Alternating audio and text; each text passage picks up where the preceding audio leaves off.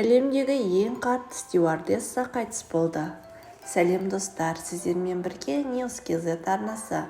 Каналыма тіркеліп қоңырау белгісін басуды ұмытпаңыздар.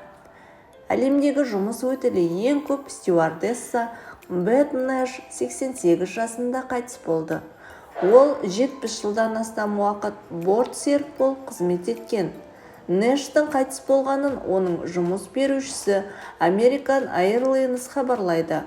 Ол мансабын 1957 жылы бастаған және Гиннестің рекордтар кітабына ең ұзақ жұмыс істеген стюардесса ретінде енген.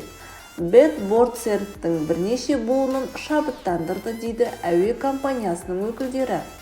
Нэш 21 жасында American Airlines компаниясының ізашары Eastern Airlines компаниясында өзі тұратын Вашингтон мен Бостон арасындағы рейстерді жұмыс істей бастаған.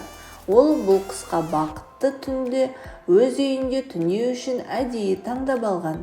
Ол бастапқыда бірнеше жылдан кейін басқа бағыттарға ауысуды ойлаған, бірақ сол күйі ауыспай қалған. Содан да оны екі қала арасында жиі ұшатындар жақсы көріп кеткен. Адамдардың бәрі бірдей, бәріне аздаған махаббат керек деген ол 2017 жылы BBC News-ке берген сұхбатында.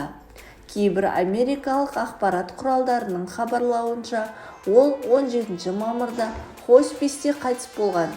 Жақында оған сүт безінің қатерлі ісігі диагнозы қойылған. Бет Нэш 2022 жылы 86 жасында әлемдегі ең қарт стюардесса ретінде Гиннестің рекордтар кітабына енді.